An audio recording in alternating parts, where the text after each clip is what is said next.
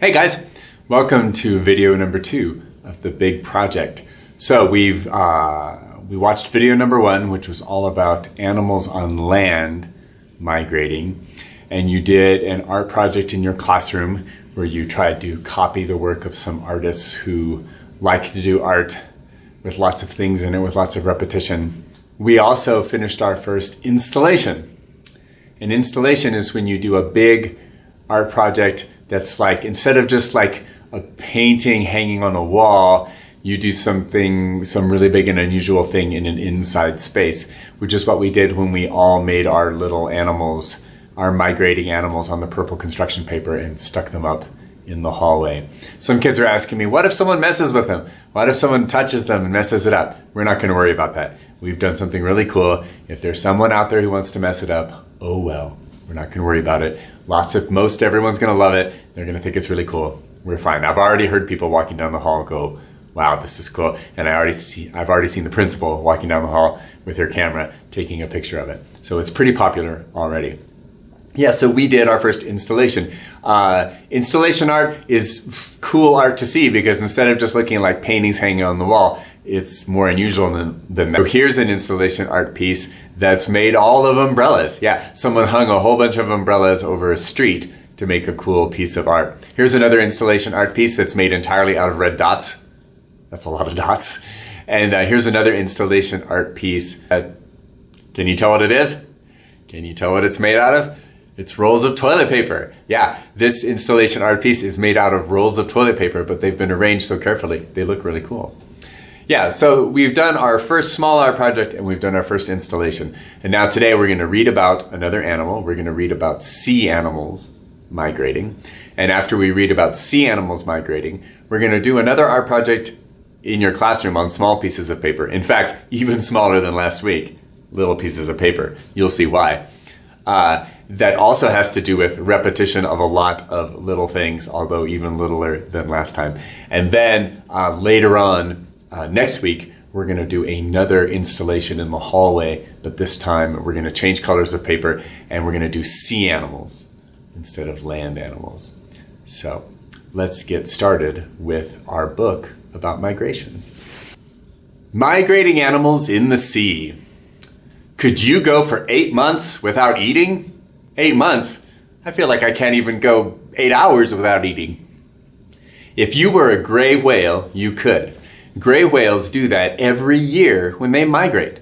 Before they migrate south, these marine mammals swim in the cold water near the North Pole. They get plenty to eat there. The Arctic Sea is filled with shrimp and tube worms. But the sea gets colder and colder as summer comes to an end. The whales have to leave before the water turns to ice. We saw that same problem for the land animals, right? They needed to follow the food. And when the rains stopped on a certain piece of land and there wasn't grass for them anymore, they had to migrate to a new place so that they could still have food. In the case of these sea animals, it's not that the rains are stopping, they're in the water. It's that the water temperature is changing so that their food, the stuff that they eat, isn't there anymore. In the fall, the first whales leave in a group. These are the pregnant females. They must travel south before they give birth. They will have their babies in the Pacific Ocean. The babies will be born in the warm waters off the coast of Baja California and other places in Mexico. Sometimes the whales swim near the shore as they travel. When this happens, people can see them. Every few minutes, the whales rise up out of the water. They come up to take a breath. It is a magnificent sight that people enjoy year after year. I went on a boat trip once to go whale watching, and we didn't see any whales. Oh well. The journey south takes up to 3 months. The whales stay south for another 2 to 3 months. Then they begin the journey home. The shrimp and tube worms they eat do not live in the southern waters. That is why they do not eat for the duration of their migration. Wow. You can see on this map how far they're migrating, starting way up in the sea above Alaska there, and then going along the shores of North America until they get down to Mexico at the bottom of the map. It says gray whales travel 12,000 miles round trip each year when they migrate. That's a lot of miles. How does a gray whale survive without food? It lives off of its fat or blubber. A fully grown gray whale can weigh nearly 80,000 pounds and be more than 45 feet long. And this picture down here, it says, tourists watch for migrating whales off the coast of California. I wish I'd been able to see that whale. That's pretty amazing, though, about the fat. We have a tendency to think of fat as being some kind of a bad thing. But no, it's actually a useful thing. Fat is the way our bodies store food. So if we ever have a time where we don't have food, we can use the fat to survive on. And so these whales, they eat and eat and eat and eat and store a lot of fat on their bodies so that when the food that they eat isn't there anymore, they can use that fat to survive. An animal does not need to be big to migrate in the sea, however.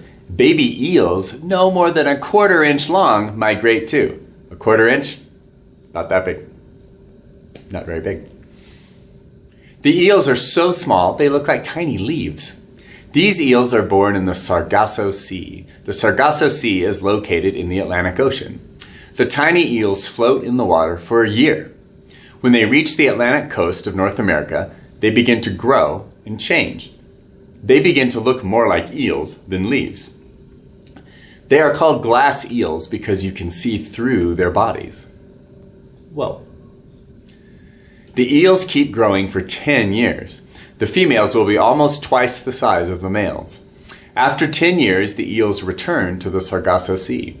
They mate and give birth there. Then they die. Thousands of tiny baby eels begin the journey their parents took before them. Wow, so that is not a seasonal migration. That's not like migrating in the spring and then coming back in the fall, or leaving in the fall and coming back in the spring. Their migration takes 10 years. On this map, you can see the route that they're taking, going past North America, up into the Northern Sea, down past some islands in the middle of the Atlantic Ocean, and then back towards North America. But it's a long trip. It's a 10-year trip. Wow. All right, so now let's take a look at some artists who also are into the idea of using lots of little things. Now, the artists we looked at last time were really into repetition. They liked to take some kind of a shape or some kind of an image and repeat it over and over and over and over and over again to make it look cool. What we're going to look at today, though, is 2 different kinds of art where what they're repeating is just dots. It's just a dot, a little dot. But look what they can do with it. This is a piece of art from an artist in Australia, and there are many artists in Australia who use this same style. And I'm going to show you a few different examples by different artists. And you can see they are making pictures that mostly aren't really of something, right? It doesn't look like a fish, it doesn't look like a tree. These are abstract pieces of art. They're making cool geometric patterns, and they're making it all with teeny tiny dots. Now these are painted, so they have a paintbrush and they paint a little dot, and then they move a little bit, paint another little dot, move a little bit. When they're done with one color, they change to another color until they get all these cool drawings with geometric patterns. Here's another artist that likes to do dots. His name is Georges Seurat, and he is a French artist. And this is one of his most famous paintings of a bunch of folks hanging out on the edge of a river in the spring. But this is what the painting looks like when you're far away. Let's take a look at the painting close. Yeah, the whole painting is made out of little tiny dots. So instead of painting with like brush strokes, Seurat used little tiny dots to make his painting. Little tiny dots really close together. If you put a whole bunch of little tiny dots really close together, then our brains put them together to make a picture.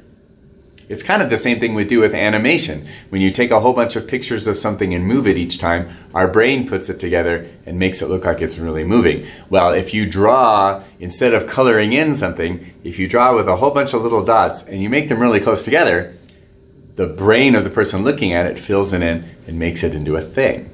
So today, you get to decide which kind of art you want to do. You can either do something that isn't a drawing of something real, like what the Australian artists were doing, where they were just doing cool geometric patterns.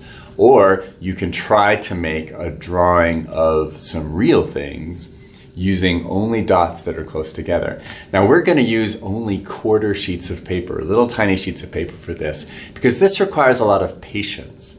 If you go fast, it looks bad, right? Your dots need to be close together, and you need to take your time with each dot. If you try to do the dots really fast, two things happen. One, you smash your marker, right? Because you're going bam, bam, bam, bam, bam, bam, bam, and you're going to smash the tip of the marker. And the other problem is, if you go too fast, eventually you're going to accidentally draw a line instead of a dot. You're going to try to draw a dot here and a dot here, but you won't lift up the marker enough, and you're going to get a line. It's not going to look good. So you got to be slow, like this. Dot, dot, dot, dot, dot, dot. It takes a long time. So we're going to use tiny sheets of paper so you can finish something cool. If we use a whole sheet of paper, it's either going to take you 5 days to do it, or you're going to end up going too fast to finish, and it's not going to look good. So you really got to take your time and just be like dot, dot, dot, dot. And they have to be very close together, like almost like as close together as you can make them without them touching. Yeah, it's pretty tricky. Let me show you a couple that I made. So here's one that I made that's in the, like those Australian artists. I was just trying to make cool geometric shapes, and I really had to work slowly. I just had to take my time, not go too fast. The thing is, it doesn't take as long as you think. When you start, you're like, ugh, this is gonna take forever. But if you just relax and just keep going, you get more done than you think. It doesn't take as long as you think. So take your time, be patient, go slowly. And here's one I made I was trying to make something real. So I've got some trees and I've got some flowers here. And so this was me trying to make an actual, what's not abstract, me trying to make an actual scene. And again, it doesn't take as long as you think. We're using little tiny pieces of paper. If you work slowly, get those dots close together, don't go too quickly, don't pound the marker against the paper, it's gonna look pretty good. And it's not gonna take as long as you think. So relax, take a deep breath, don't be thinking, I gotta finish first, or I need to finish quickly. This is not that kind of project. You gotta take your time, you gotta work slowly.